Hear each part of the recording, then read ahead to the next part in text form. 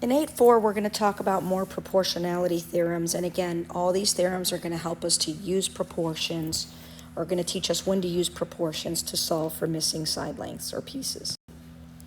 So the first one is a triangle proportionality theorem. And it basically says that if a line EB that's parallel to a line of one of the sides of the triangle, if this line happens to be parallel to one of the sides of the triangle, that when it intersects the other two sides, notice that point E and point B intersect the two sides. It's basically saying that it divides the sides proportionally. So what that means is that the proportion of AB over BC is going to be equal to AE over ED. And so once we're able to set up this proportion, we're able to solve problems using that.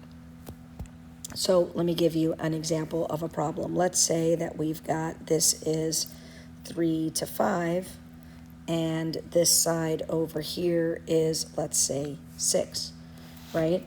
Well, using this theorem, I know that I can do now AB over BC is going to equal AE over ED. We'll call that X. And if I just use my proportional math, 3X using cross products equals 6 times 5, 3X equals 30, and X equals 10, I know that ED is going to equal 10 units. And so again, it allows me to use proportions to solve. The converse of that is if we happen to know that the sides are proportionally equal. In other words, we know this line intersected this triangle, right? We know that it looks to be parallel to CD, but we don't really know that for sure. However, if we know that the proportions work out, if we know that when I put AB over BC, it equals AE over ED, then I can conclude that the two lines are parallel.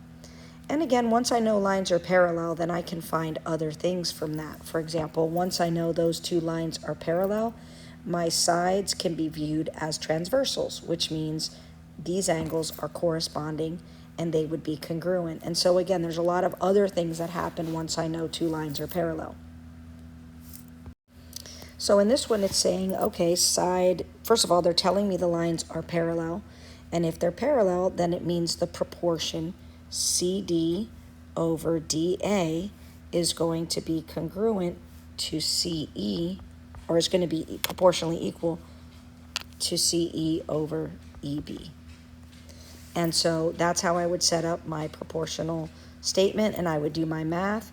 And then they're actually giving me some values. So in example B, they come over here and they say, well, CD is 3, DA is 6, DE is 3.5, then AB is what? Well, the same ratio, like I said it was going to equal CE to EB. Well, it's also going to be proportionally equal to those lines. So ED, the parallel lines, over AB, which is a third relationship here. So now that knowing that, I'm going to come over to here and I'm going to do my math. So I know that CD over AD is going to have the same ratio as ED over AB. And so I do my math.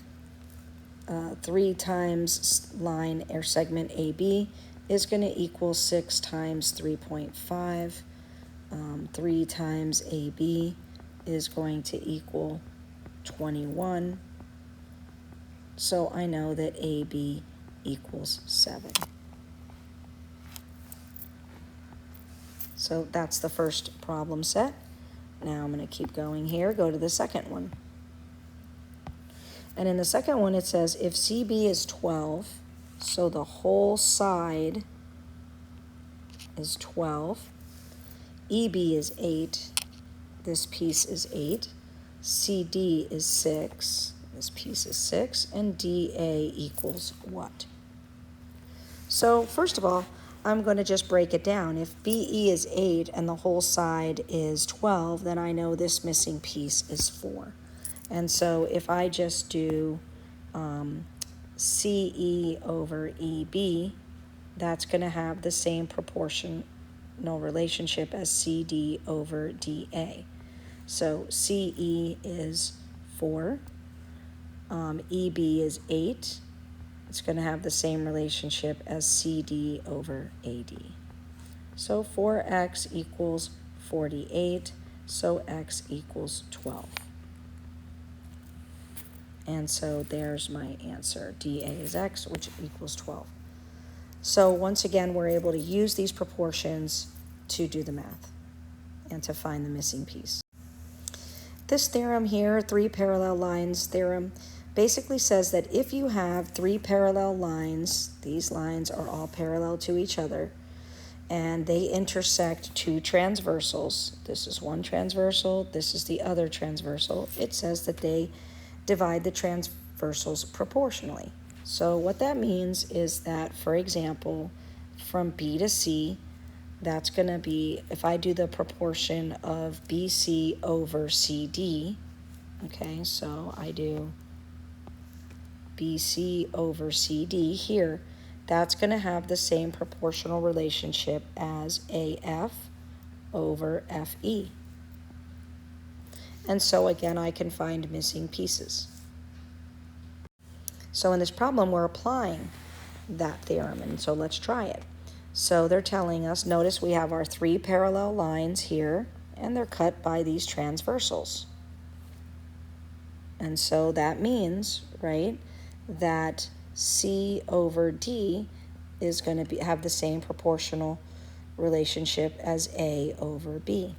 So here they tell us that A is 2, B is 3, C is 5, and D is the unknown. So D is what we're looking for. So we come in here and we just fill this in. C is 5, D we don't know, A is 2, and B is 3.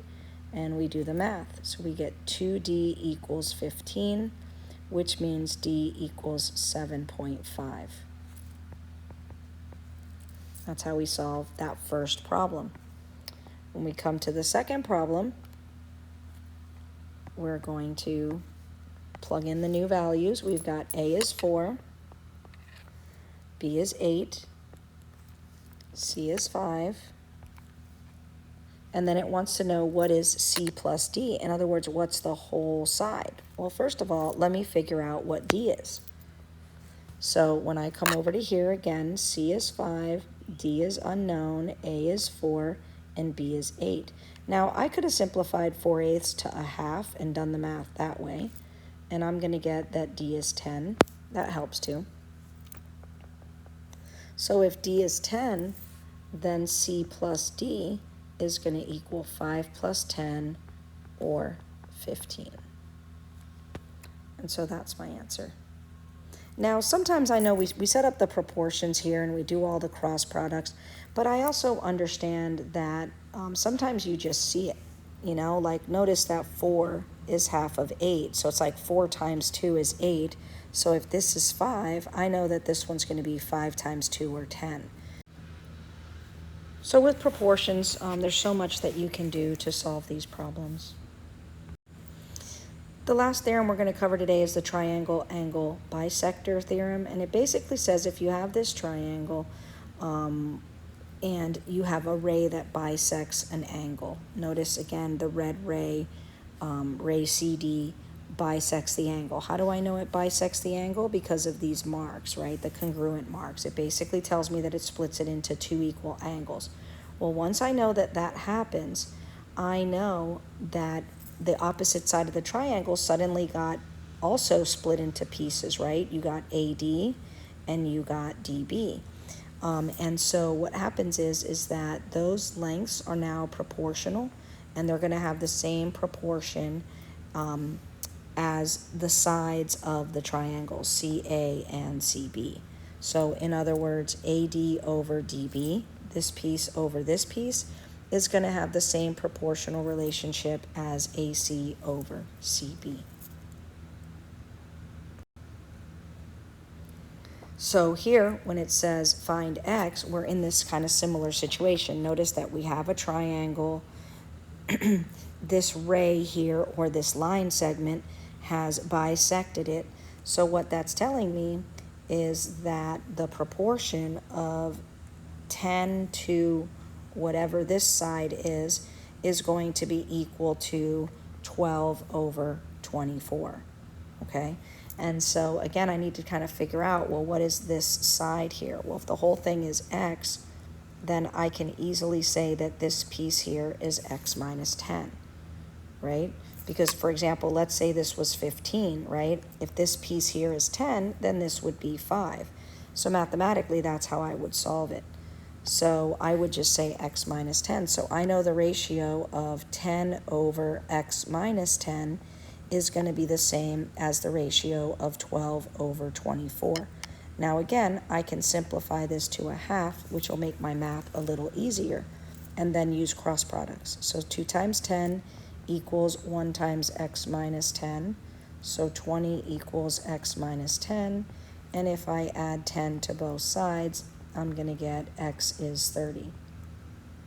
And so I know the whole side is 30, which again means that this piece here is 20. And so again, it works. And if you had noticed, yes, you see that this piece, for example, 12 times 2 is 24. So guess what? 10 times 2 is going to be 20. And again, another shortcut, but you do want to know how to set up the proportions properly.